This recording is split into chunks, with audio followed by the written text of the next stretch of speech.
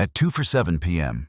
on December 19, 1944, Sergeant Thomas Archer watched an 88mm shell pass 6 inches over his M4 Sherman's turret near Bastogne, Belgium.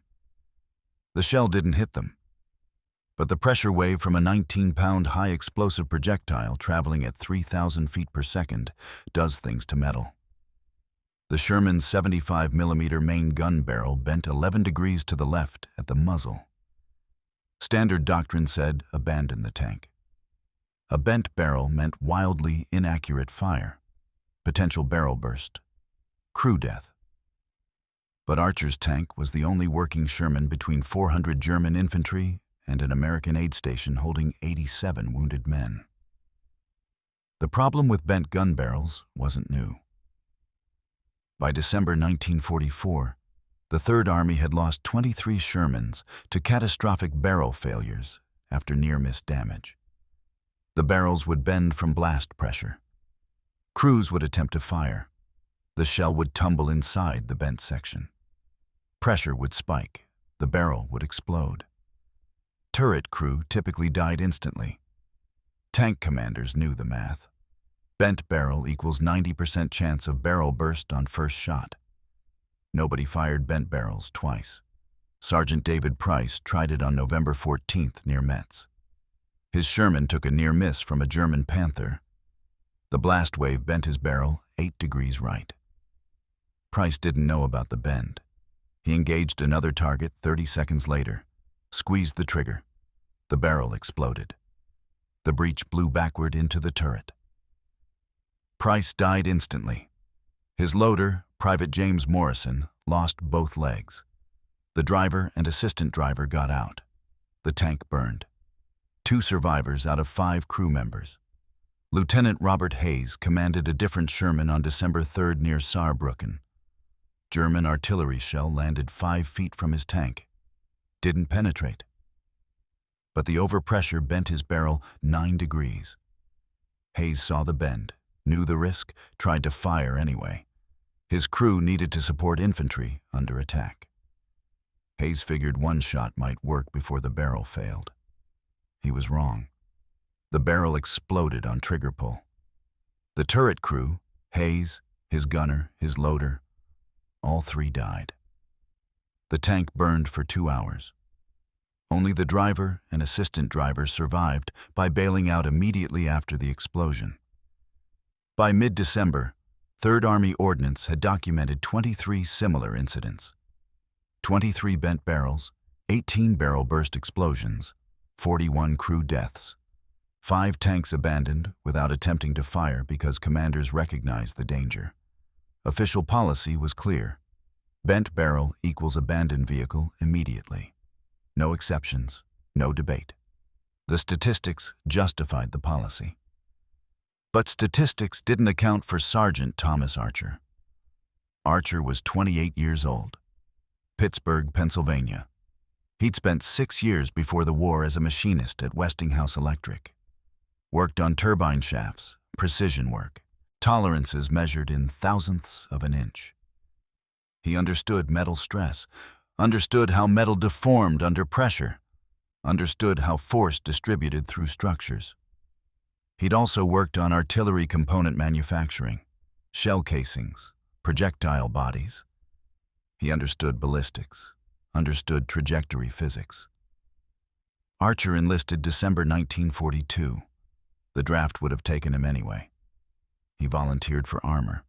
They sent him to Fort Knox, armor school, tank gunnery training. He scored top marks in gunnery, poor marks in following procedure. His instructor notes read, Archer questions every doctrine, wants to know why instead of just doing what he's told. Excellent technical understanding, problematic attitude toward authority. The Army assigned him to 4th Armored Division, February 1944.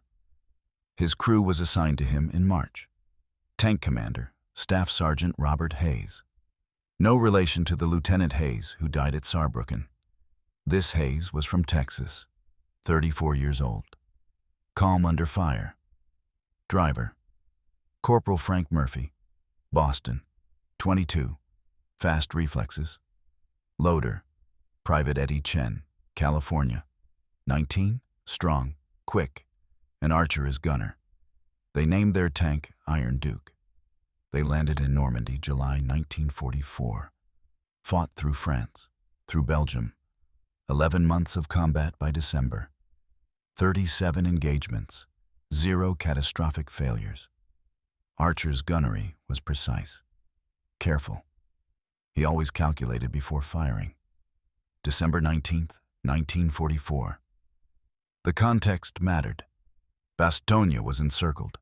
Germans had launched a massive counteroffensive 3 days earlier, the Ardennes offensive. What would later be called the Battle of the Bulge. American forces were scattered, supply lines cut, German armor pushing through weak points in American lines.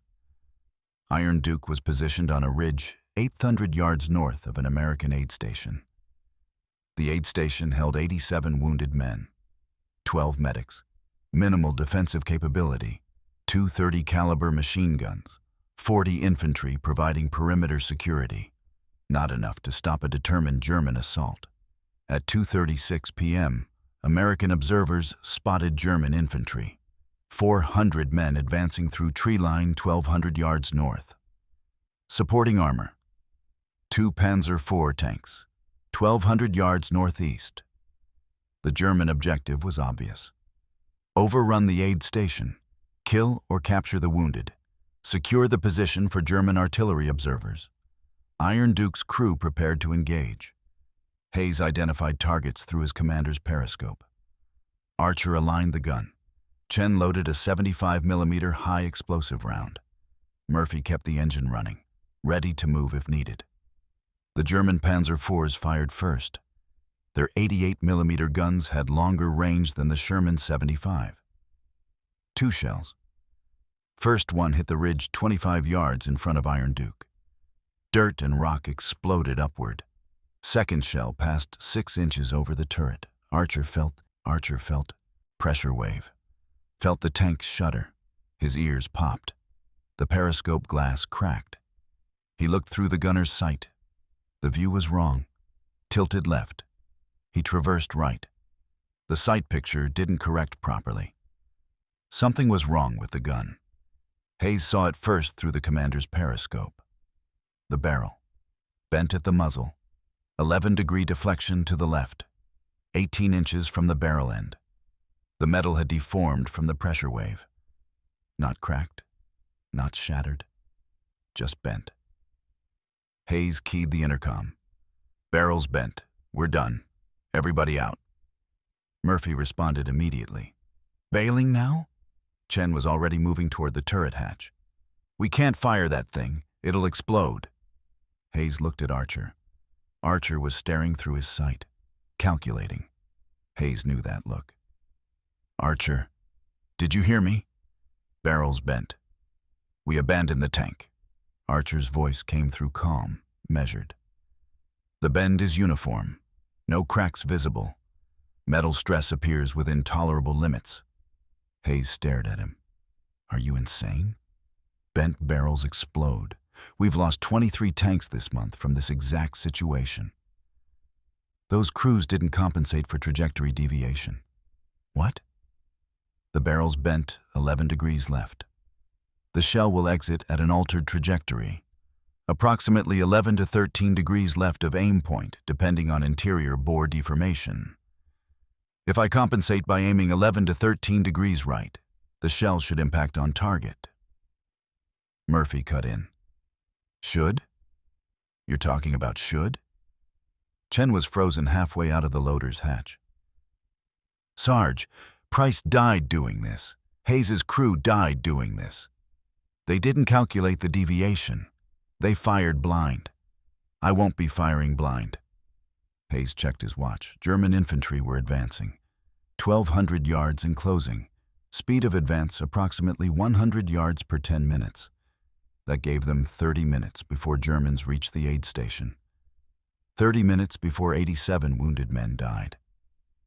Hayes made a decision he'd question for the rest of his life. You get 5 minutes. 1 test shot. Safe direction. If the barrel doesn't burst and you can prove you can hit something, we stay. If you can't prove it, or if anything looks wrong, we bail immediately." Archer nodded. "I need a target. Stationary. Known range." Hayes scanned the terrain through his periscope. 800 yards northeast. Destroyed German half-track from an earlier engagement. Clear line of sight. Safe direction away from American positions. Half-track. 800 yards northeast. "I see it." Chen hesitated. "You want me to load a round into a bent barrel?" "Yes." "This is insane. Load he." Chen looked at Hayes. Hayes nodded. Chen grabbed a 75mm high explosive round. His hands shook as he loaded it into the breech.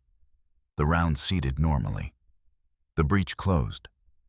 Everything felt normal, except for the knowledge that the barrel was bent and might explode and kill them all. Archer traversed the turret, aligned the sight on the half-track, then traversed 11 degrees right. The half-track disappeared from his sight picture. He was aiming at empty ground 11 degrees right of target, compensating for the bend, betting his life and his crew's lives on geometry and metal stress calculations. Hayes watched. Murphy watched through his driver's periscope. Chen pressed himself against the turret wall as far from the gun as possible. Archer's hand moved to the trigger. "Firing." He squeezed. The 75mm cannon roared. The Sherman rocked backward from recoil. Normal recoil. Exactly what it should feel like. The barrel didn't explode. No catastrophic failure. No breech blowback. No turret crew death. The gun had fired. Archer watched through his sight. 800 yards northeast. The shell impacted 6 feet left of the half-track. Not a direct hit, but close. Very close. And more importantly, the barrel had survived. Chen exhaled. He'd been holding his breath for 15 seconds. It didn't explode. Murphy keyed the intercom. The barrel held. Hayes was already analyzing. "You missed by 6 feet at 800 yards. That's not accurate enough for combat." Archer was calculating. "The deviation is 13 degrees, not 11. Interior bore deformation adds approximately 2 degrees to the exterior bend angle. I can compensate. You want to fire again?" "Yes." Hayes checked his watch. 28 minutes until German infantry reached the aid station. He could see them advancing through his periscope. 400 men, moving steadily. Machine gun teams visible. Mortar teams setting up. This wasn't a probe. This was a full assault. "Load another HE," Hayes ordered. Chen grabbed another round. His hands were steadier now.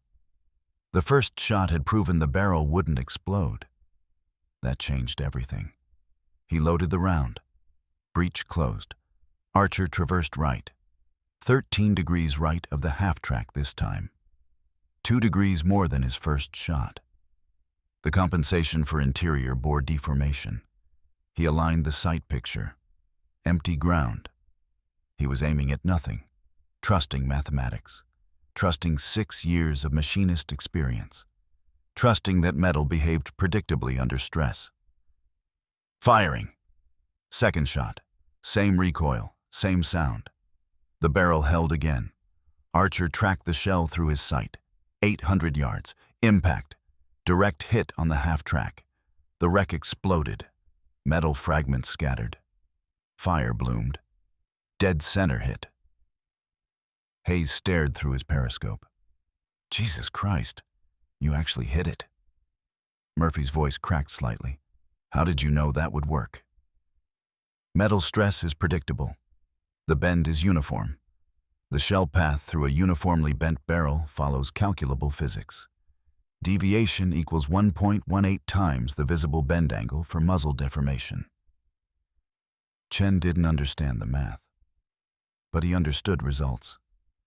"You can fight with this gun." "Yes." Hayes made his decision. "We're staying. Murphy, Position us hull down behind this ridge. Chen, load he and keep loading until I tell you to stop.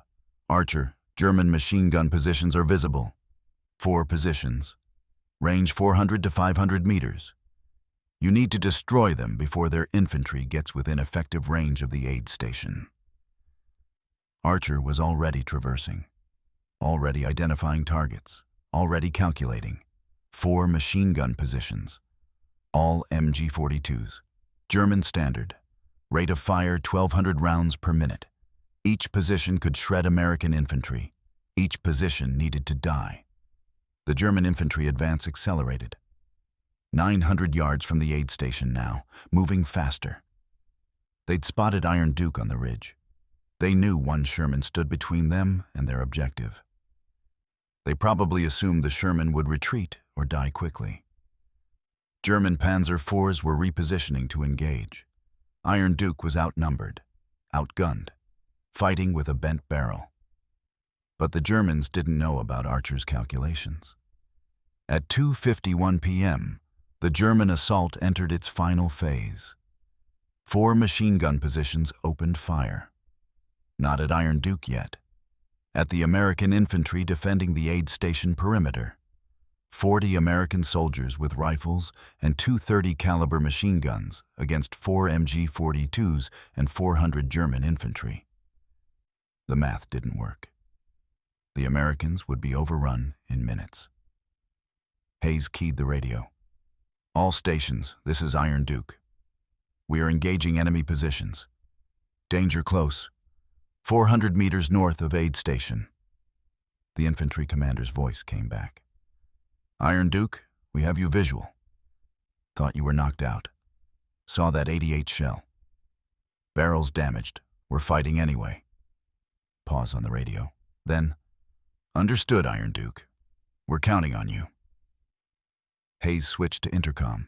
Archer, first target, MG position, 420 meters, north-northwest, sandbagged position, 4 crew. Archer acquired the target through his sight.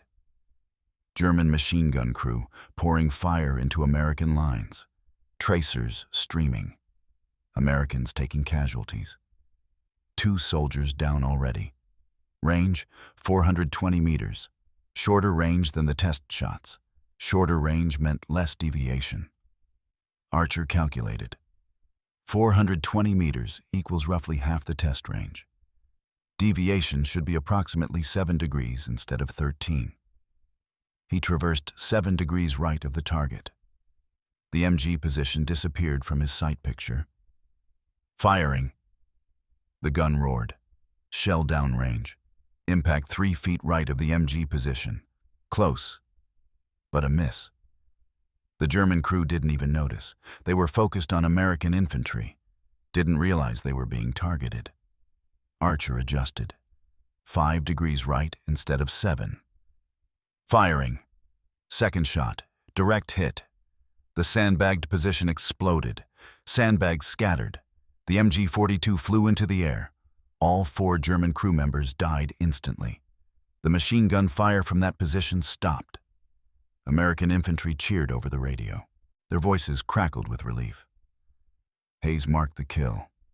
Target destroyed. Next target, MG position 2, 380 meters, northeast. Closer range. Archer compensated 6 degrees right. First shot missed left by 4 feet. Adjusted to 8 degrees. Second shot. Direct hit. Position destroyed. Second, MG-42 eliminated. German fire volume dropped by half. American infantry stopped taking casualties. Started returning effective fire. The German infantry advance slowed. They'd expected to suppress American defenders with machine gun fire. Expected to advance under covering fire. But 2 of their 4 MGs were gone. Destroyed by a Sherman that shouldn't even be fighting. Third MG position opened fire from 450 meters north-northeast, trying to make up for the lost guns, pouring fire into American positions. This crew was smarter. They saw what happened to the first 2 positions. After 30 seconds of firing, they relocated, moved 30 meters east, set up behind different cover. Archer tracked the movement, watched them displace, calculated their new position, compensated 7 degrees right for the range, fired. Direct hit on the new position before they even finished setting up. 3 MG positions destroyed in 6 minutes. The German advance stalled completely. Without machine gun support, their infantry couldn't suppress American defenders. Without suppression, advancing meant taking casualties from American rifle fire. The assault plan was falling apart.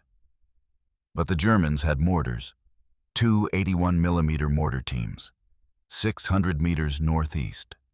Behind a small ridge, indirect fire positions. They couldn't see the aid station directly, but they could calculate firing solutions, drop shells on American positions from behind cover. At 2:57 p.m., the first mortar rounds landed. High explosive, 81mm. They impacted 50 yards short of the aid station. Ranging shots. The next rounds would be closer. The Germans were walking their fire onto target. Hayes spotted the mortar flashes. Mortar teams, 2 positions, 580 and 620 meters, northeast, behind that ridge. Difficult targets, indirect fire positions, partial concealment. Archer couldn't see the mortars directly. He had to estimate position from muzzle flashes and shell trajectories. He identified the first team's probable location, 580 meters, compensated 9 degrees right for the longer range, elevated 2 degrees to clear the ridge, fired. The shell impacted behind the ridge. Explosion visible, but damage assessment impossible. The mortar team kept firing. Archer adjusted elevation up 1 more degree, fired again. The explosion was different this time. Secondary detonation. Mortar ammunition cooking off. The firing from that position stopped. First mortar team eliminated. Second team was at 620 meters, longer range, similar positioning. Archer compensated 9 degrees right, elevated 3 degrees. First shot missed, no visible damage. Adjusted elevation and compensation. Second shot, secondary explosion, mortar ammunition detonating. Firing stopped. Both mortar teams destroyed. The German assault had lost 6 support weapons in 8 minutes. 4 machine guns, 2 mortars. Their suppressive fire capability was gone. Their indirect fire capability was gone. All they had left was 400 infantry with rifles and the 2 Panzer IVs that were still repositioning. But there was still 1 machine gun position, the 4th MG-42. This crew had learned from watching the others die. They'd positioned behind a destroyed German half-track from an earlier engagement, using the wreckage as cover. Smart positioning. The half-track hull provided solid protection against direct fire. Hayes identified it. 4th MG, 400 meters north. Behind that half-track wreck, you need a high-angle shot to get behind the cover. Archer analyzed the geometry. The half-track was providing frontal protection. A direct shot would hit the wreckage, not the MG crew behind it. He needed to arc the shell over the wreckage, drop it down behind the cover. That meant higher elevation. He compensated 7 degrees right for range, elevated 5 degrees up. The shell would arc higher, drop steeper, impact behind the wreckage. Firing! The shell arced through the air, cleared the half-track wreckage, detonated behind it. The MG position exploded. 4th and final machine gun eliminated. All 4 German MG-42 positions destroyed. All supporting weapons eliminated. The German infantry had nothing left but rifles. No suppressive fire, no indirect fire support. Just 400 men with small arms facing 40 American infantry, 2 American machine guns, and 1 Sherman tank with a bent barrel that wouldn't stop fighting. At 3:04 p.m., the German infantry tried to advance anyway. They had orders. They had numerical superiority. They probably thought they could still overwhelm the defenders through sheer numbers. First wave, 90 men.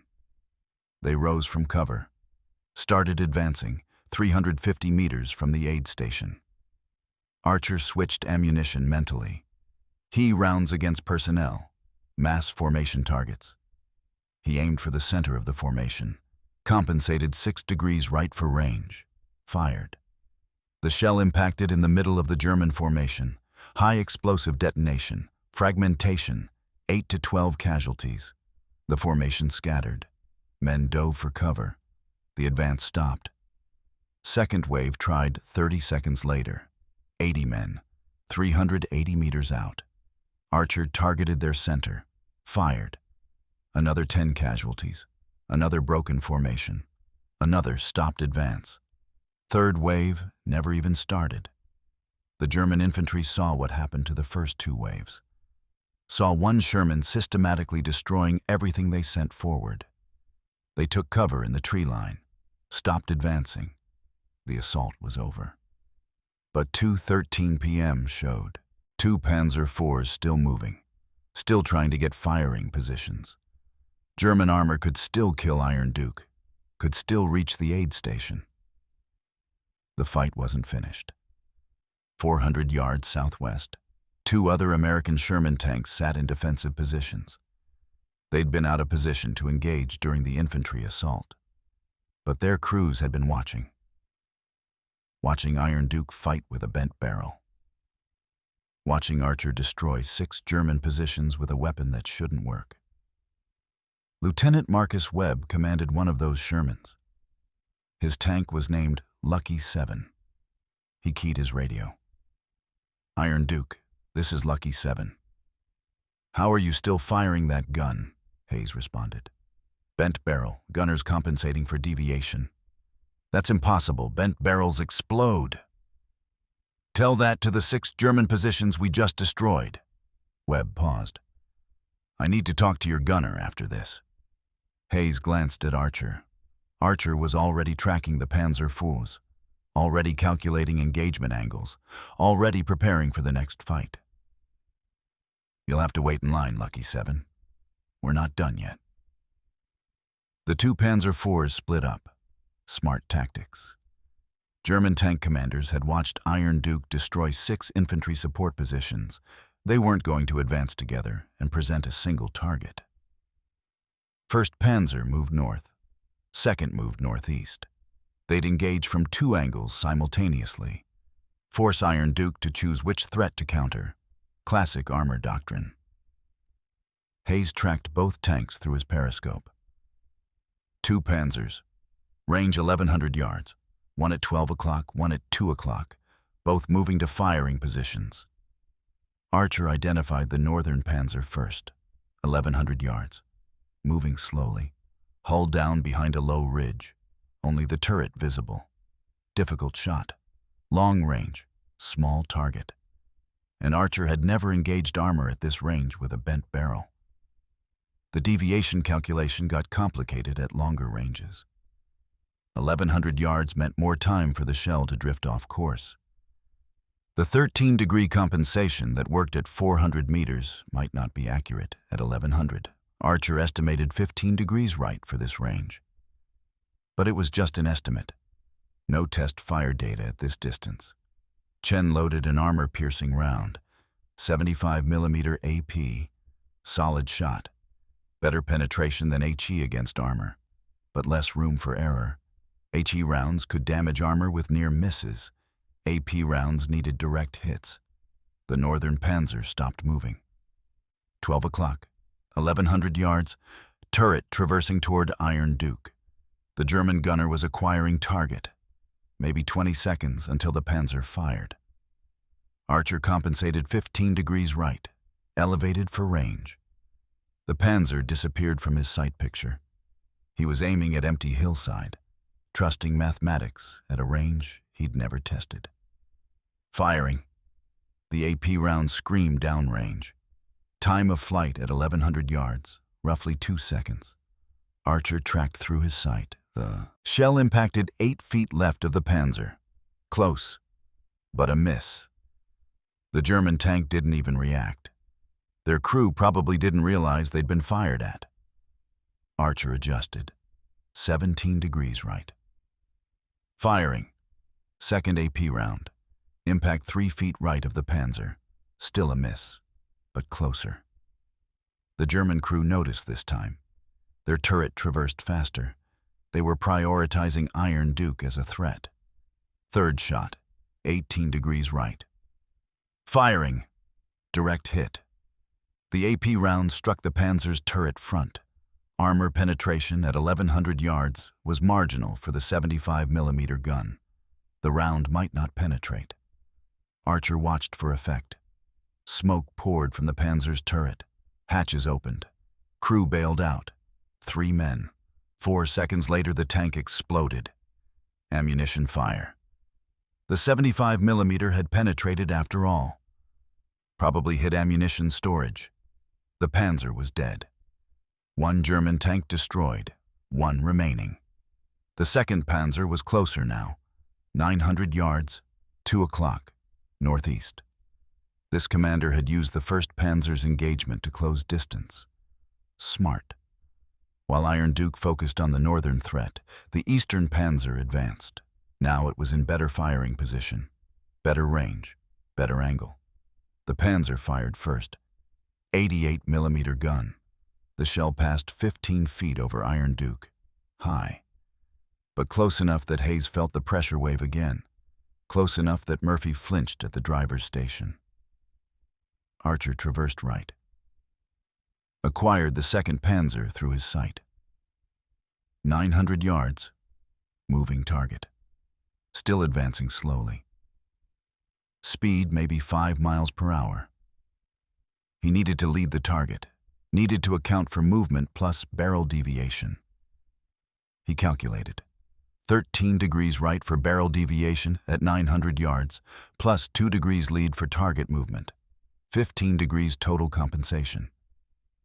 Chen loaded another AP round. Last AP. We're down to HE after this. Hayes acknowledged. Make it count, Archer. Archer compensated 15 degrees right. Led the moving Panzer. Fired. Miss. The shell impacted where the Panzer had been 2 seconds earlier. Target had moved. Archer had underestimated the lead angle. The Panzer fired again. Second 88mm shell. This one hit the ridge in front of Iron Duke. 20 yards short. Dirt and rock exploded upward. The Sherman shook. Murphy backed up 10 yards. Changed position. Made them harder to range. Archer reacquired target. Panzer was 850 yards now. Closer. Still moving. He adjusted lead angle. 4 degrees lead this time. 13 degrees right for deviation. 17 degrees total. Chen loaded he. Out of AP. He works, Archer said. He fired. The shell hit the Panzer's right track. Not a killing hit, but the track broke. The Panzer stopped moving. Immobilized. The turret traversed toward Iron Duke. The German crew could still fight, still shoot. But they couldn't maneuver anymore. Archer loaded again, mentally, stationary. Target now. No lead required. Just deviation compensation. 13 degrees right. He aimed for the turret side. Thinner armor there. He might not penetrate frontal armor, but side armor was vulnerable. Firing. Direct hit on turret side. The HE round detonated against armor. Didn't penetrate. But the explosion damaged external equipment. The turret traverse mechanism stopped working. The Panzer's turret was stuck, couldn't rotate, couldn't aim. The tank was combat ineffective. German crew bailed out. 5 men running from their immobilized tank. They disappeared into tree line. The 2nd Panzer was neutralized. Not destroyed, but removed from the fight. Both German tanks eliminated in 6 minutes. Hayes checked the tactical situation. 3:10 p.m. German infantry still in tree line. Not advancing, not retreating, just holding position, maybe waiting for orders. maybe too scared to advance after watching 6 support positions and 2 tanks get destroyed by 1 Sherman. American infantry reported over radio.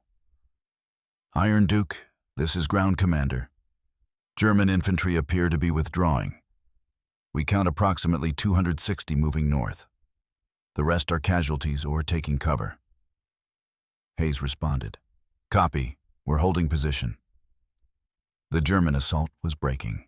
Not routed, not panicked, but definitely withdrawing. The attack had failed. The aid station was secure. 87 wounded men would survive. Iron Duke had been fighting for 47 minutes. Since 2 for 7 p.m., when the barrel bent. Now it was 3:34 p.m.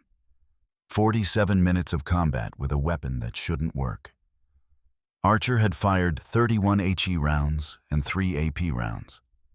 34 shots total. Hit ratio, roughly 70% after adjusting for the bent barrel deviation. Better than most tanks achieved with straight barrels. Murphy shut down the engine. Silence settled over the battlefield. The sound of gunfire faded. Just wind and distant explosions from other sectors. The fight here was over. Hayes climbed out of the turret, inspected the barrel. The 11-degree bend was still visible. Metal still deformed. But no cracks, no stress fractures.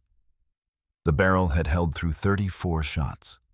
The metal had proven stronger than doctrine predicted. Chen climbed out next. His hands were steady now. No shakes, no fear, just exhaustion. "I can't believe that worked." Murphy emerged from the driver's hatch. "We're alive. The barrel didn't explode. That's all that matters."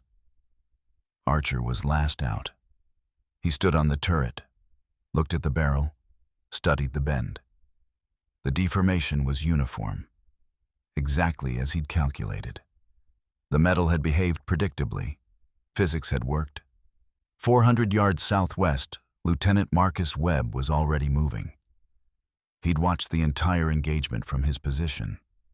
Watched Archer destroy 8 German positions and 2 panzers with a bent barrel. Watched something that violated every safety protocol he'd ever learned. And watched it work perfectly. Webb approached on foot, left his crew with Lucky 7, walked across the ridge to Iron Duke. He found Hayes standing next to the tank, found Archer inspecting the barrel up close. "Commander Hayes," Webb said. No preamble, no small talk. "What exactly did your gunner do?" Hayes gestured at Archer. "Ask him yourself." Webb turned to Archer. "Sergeant, I watched you fire 34 rounds from a bent barrel.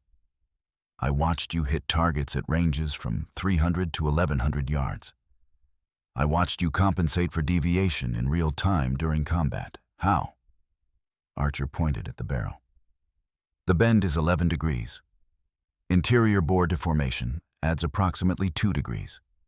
Total deviation 13 degrees left. I compensated by aiming 13 degrees right of target. The shell path through a bent barrel follows predictable physics. Deviation is calculable." Webb stared at him. "That's it? Aim 13 degrees right?" "For this specific bend at this specific location on the barrel. Different bends require different compensation. The formula is deviation equals 1.18 times visible bend angle for muzzle section bends. For mid-barrel bends, the formula changes." "You're telling me bent barrels aren't automatic death sentences?" "Correct. Bent barrels are still functional if the metal doesn't crack and if the gunner compensates for deviation." Webb looked at Hayes. "This needs to be taught. Every tank crew needs to know this." Hayes nodded. "That's above my pay grade, but I'll write the combat report. I'll recommend Archer Brief Battalion." Webb pulled out a notepad, started writing. "I'm documenting this now. Range versus compensation, hit rates, engagement sequence. My battalion commander needs to see this tonight." Another Sherman approached. Lieutenant Robert Chen's tank. Name, Thunderbolt. Chen had also watched the engagement. He parked 50 yards away, walked over, found Webb taking notes and Archer explaining the mathematics. "Lieutenant Webb," Chen said, "is he explaining how he did it?" "Formula for compensating bent barrel deviation." "Can he teach it?" Archer answered. "Anyone with basic geometry can learn it. The calculations aren't complex. You need to measure the bend angle accurately. Need to estimate interior deformation. Need to test fire at known range to verify your compensation. After that, it's just aiming offset from target." Chen wrote in his own notebook. Measure bend, calculate deviation, test fire, compensate. What's the maximum safe bend angle? 15 degrees.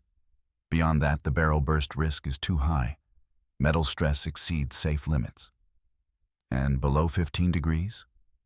Below 15 degrees, the barrel is still combat effective if you compensate properly. Webb finished writing, looked at his watch. 3:52 p.m. Archer, you need to brief every tank commander in this sector. Tonight, if possible. We've been abandoning tanks with bent barrels for months. You just proved we don't have to. Hayes interjected. I need to clear that with battalion. Archer's my gunner. I can't just loan him out for briefings. Webb pulled rank. I'm calling battalion now. This is combat critical information. We're losing tanks and crews to a problem that apparently has a solution. Your gunner found that solution. Command needs to know immediately. He walked back toward Lucky 7, grabbed his radio, started calling battalion headquarters. Chen stayed, looked at the bent barrel. Sergeant Archer, when you first saw that barrel bend, what did you think? I thought about metal stress calculations. Thought about trajectory physics. Thought about whether the problem was solvable. You didn't think you were going to die? No. Why not? Because I understood the metal, understood the forces, understood that bent doesn't mean broken. Chen nodded slowly. The rest of us just see a bent barrel and think death. You see mathematics? Yes. That's the difference between you and 23 dead tank crews. Archer didn't respond. He climbed back onto Iron Duke, examined the barrel one more time. The metal had held.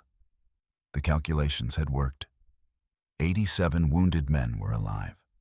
That was enough. Webb returned 15 minutes later.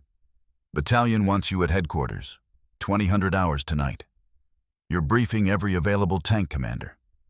Bring your notes, bring measurements, bring everything. Hayes looked at Archer. You good with that?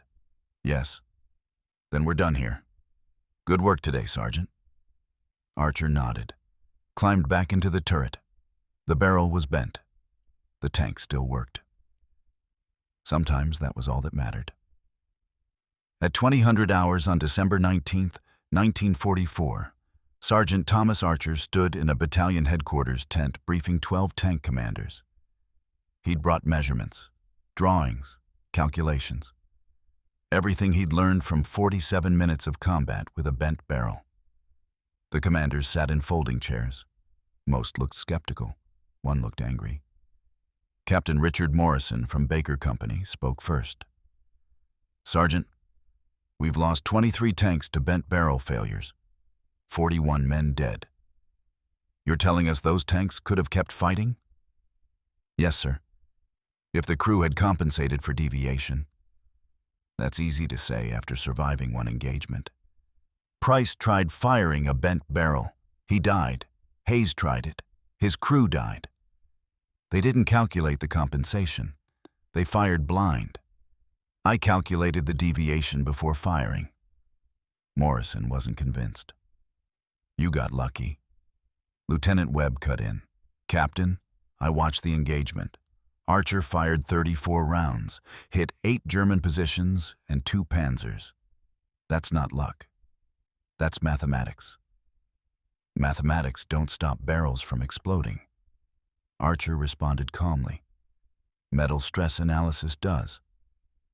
The barrel burst failures happened because crews didn't understand when barrels were safe to fire.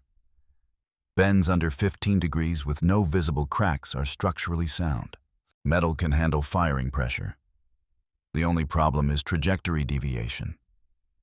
Another commander raised his hand. Lieutenant Paul Mitchell from Charlie Company. Walk us through the formula. How do we calculate compensation? Archer drew on a blackboard. Measure visible bend angle at muzzle. Multiply by 1.18. That gives you total deviation including interior bore deformation. Compensate by aiming that many degrees opposite the bend direction. Test fire at known range to verify compensation. Adjust as needed. Mitchell wrote it down. What about mid-barrel bends? Different formula. Mid-barrel bends affect shell velocity more than trajectory. You need to adjust elevation instead of traverse. But muzzle bends are most common from near-miss pressure waves. Webb added his observations. Archer's compensation was consistent across multiple ranges, 300 meters to 1,100 meters. He adjusted for range, but the base deviation stayed at 13 degrees. That's predictable physics. Morrison still resisted.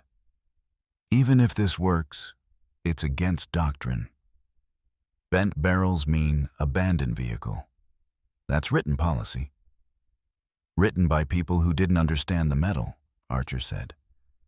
The policy kills crews and wastes tanks. Both are preventable. The battalion commander, Lieutenant Colonel James Parker, had been listening silently. Now he spoke. Sergeant Archer, you're certain this technique is safe? If the bend is under 15 degrees and there are no visible cracks, yes, sir. How certain? I'd stake my life on it. I already did. Parker made his decision. As of now, bent barrel procedure changes for this battalion.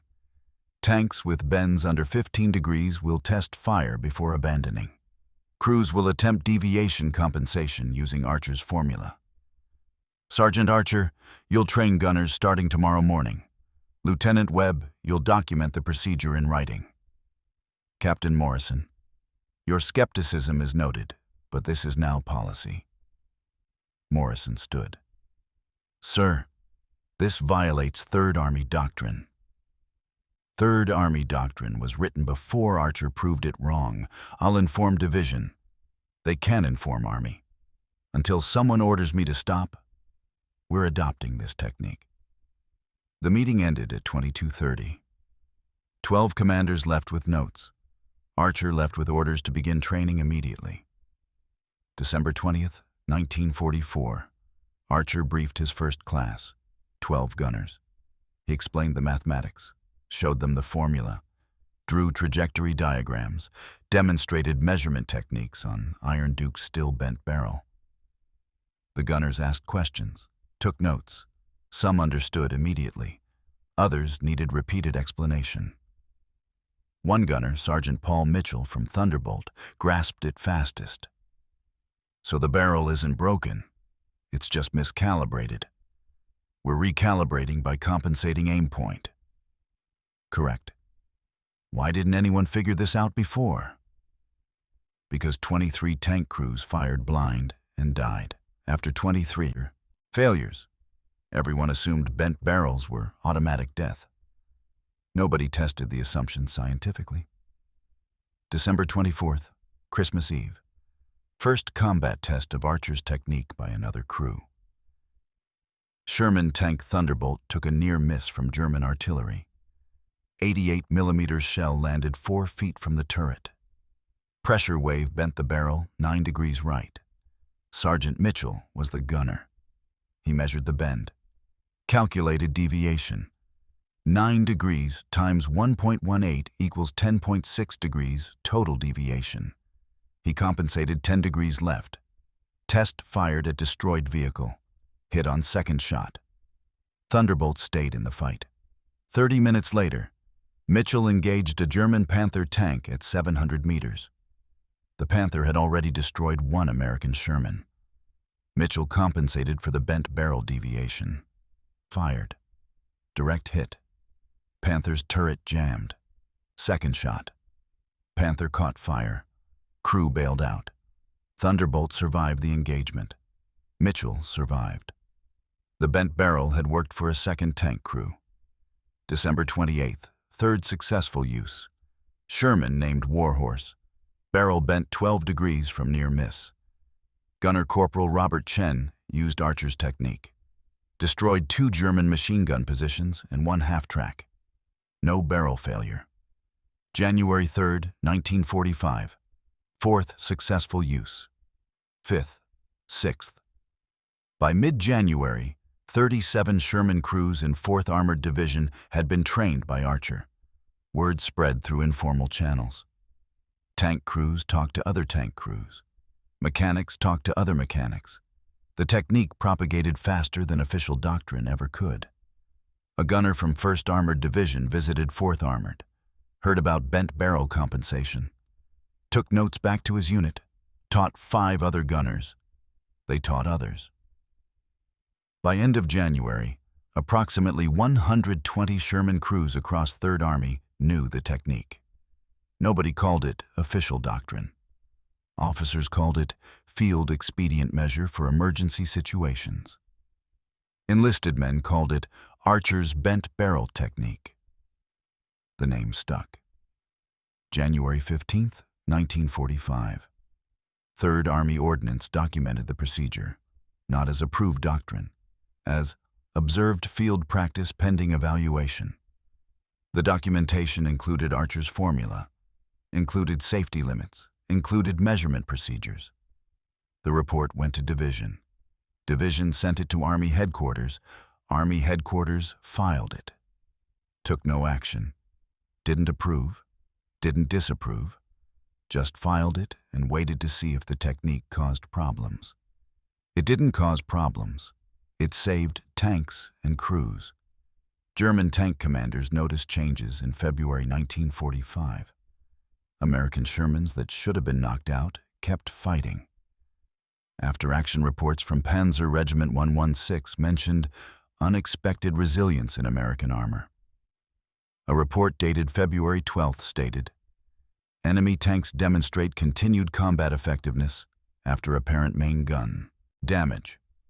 Previous doctrine assumed barrel damage eliminated threat. This assumption no longer valid. Recommend increased fire concentration to ensure complete destruction. The German tactical response was to fire more rounds at damaged Shermans. Make absolutely certain they were dead. But that wasted ammunition, slowed German attacks, created more opportunities for American tanks to kill German armor. Another German report from February 24th. American tank crews display enhanced technical proficiency. Vehicles previously considered disabled continue engagement. Cause unknown. Possibly improved crew training or equipment modification. The Germans never figured out what changed. They just knew American Shermans had become harder to kill. 3rd Army conducted statistical analysis in March 1945. The numbers told the story. Between December 19th and March 15th, 14 Sherman tanks with bent barrels had used Archer's compensation technique. All 14 remained combat effective. Combined statistics, 37 enemy vehicles destroyed, 280+ enemy casualties inflicted, 0 American crew losses from barrel burst failures, 0 tanks abandoned unnecessarily. Comparison statistics. In the same time period, previous months before the technique existed, 23 tanks with bent barrels had been abandoned or had experienced catastrophic failures. 23 tanks lost, 18 barrel burst explosions, 41 crew deaths. The cost-benefit analysis was straightforward. 14 tanks saved at $50,000 each, $700,000 in equipment preserved. More importantly, 56 crew members saved. 14 tanks times 4 crew per tank. 56 men who came home because they knew geometry. Some tank crews started intentionally testing the technique during lulls in combat, when they had time, when they were relatively safe. They'd find damaged equipment to use as targets, practice calculating deviation, practice compensating aim point, build muscle memory for the mathematics. Ordnance officers initially objected. Unauthorized use of damaged equipment. But field commanders overrode the objections. It's working. It's saving lives. Document it properly and let them train. By April 1945, the technique was informal standard practice across 3rd Army Armored Divisions, not written in manuals, not officially approved, but universally known among experienced tank crews. The war in Europe ended May 8, 1945. Victory in Europe Day. Thomas Archer was in Czechoslovakia when the announcement came. Germany had surrendered. The fighting was over. Archer returned to Pittsburgh, August 1945. Discharged from service. Returned to Westinghouse Electric. Same machinist position he'd left in December 1942. His old supervisor welcomed him back. "Good to have you home, Tom. Heard you were in tanks." "Yes, sir." "See much action?" "Some." Archer didn't elaborate. Didn't mention the bent barrel. Didn't mention 47 minutes that changed tank doctrine. Didn't mention 14 saved tanks or 56 saved lives. He just went back to work, measuring tolerances, calculating stress loads, making turbine components. November 1945, Archer married Helen Morrison, pre-war girlfriend. They'd written letters throughout the war. She'd waited for him. They married at St. Paul's Cathedral in Pittsburgh. Small ceremony, 30 guests. Archer's crew attended. Hayes came from Texas, Murphy from Boston, Chen from California. They stood as groomsmen. Didn't talk about the war, just celebrated their gunner's wedding. Archer had 3 children, 2 sons, 1 daughter. Worked at Westinghouse for 34 years. Retired 1979. Bought a small house in Pittsburgh suburbs. Spent retirement working in his garage, building furniture, repairing machines, teaching his grandchildren about metal and mathematics. He never talked about the war. When neighbors asked, he'd say he was a tank gunner. That was all. No stories, no details. His children knew he'd served, knew he'd been in Europe, didn't know about the bent barrel, didn't know about 87 wounded men who survived because their father refused to abandon his tank. Army records showed no commendation for Archer's innovation. His crew received Bronze Stars for the December 19th engagement at Bastogne. Citation read, "For meritorious service in defense of American aid station against superior enemy forces." Archer received the same Bronze Star. Standard citation. Nothing about bent barrel technique. Nothing about mathematical innovation. Nothing about changing tank doctrine. The technique itself disappeared from official records. Post-war tank designs eliminated the problem. M26 Pershing tanks had thicker barrels, better blast deflection, improved materials. M46 Patton tanks even better. The bent barrel problem became obsolete by 1950. Nobody needed Archer's compensation technique anymore because barrels stopped bending. The innovation died with the problem it solved. 1992. Military historian David Richardson was researching Sherman combat effectiveness. He found references in unit journals. 3rd Army, 4th Armored Division, December 1944 through April 1945. Multiple mentions of bent barrel fighting and Archer technique. Richardson traced the references, found combat reports, found witness statements, found Lieutenant Webb's original documentation from December 19th. Richardson tracked Archer through veteran registries, Found him in Pittsburgh, 76 years old, still living in the same house. Richardson called, explained his research, asked if they could meet. They met at Archer's house. Richardson brought copied documents, combat reports, battalion records, statistical analysis from March 1945. He laid them out on Archer's kitchen table. Mr. Archer, according to these records, you developed a technique that saved 14 tanks and 56 crew members. You changed how 3rd Army tank crews handled battle damage. Why isn't this in any official doctrine? Archer looked at the papers. The problem went away. New tanks don't have thin barrels. Nobody needs the technique anymore. But it mattered during the war. It mattered to 14 tank crews. That's enough. Did you know the Germans noticed? Their after-action reports mention American tanks continuing to fight after damage. No, I didn't know that. Richardson showed him translated German documents. Archer read them silently, then set them down. They never figured out what we were doing. No, they just knew you'd gotten better somehow. Archer smiled slightly. Sometimes the best innovations are the ones the enemy never understands. Thomas Archer died 2003, age 87, cardiac arrest, quick, painless. He died in his sleep. His obituary ran in Pittsburgh Post-Gazette. 4 paragraphs. Thomas Archer, 87, died March 12th. Served in 4th Armored Division, World War II. Worked at Westinghouse Electric for 34 years. Survived by wife Helen, 3 children, 7 grandchildren. Services at St. Paul's Cathedral. No mention of bent barrels. No mention of December 19th, 1944. No mention of 87 wounded men. No mention of 14 tanks saved. No mention of innovation that changed tank combat doctrine for 5 months in 1945.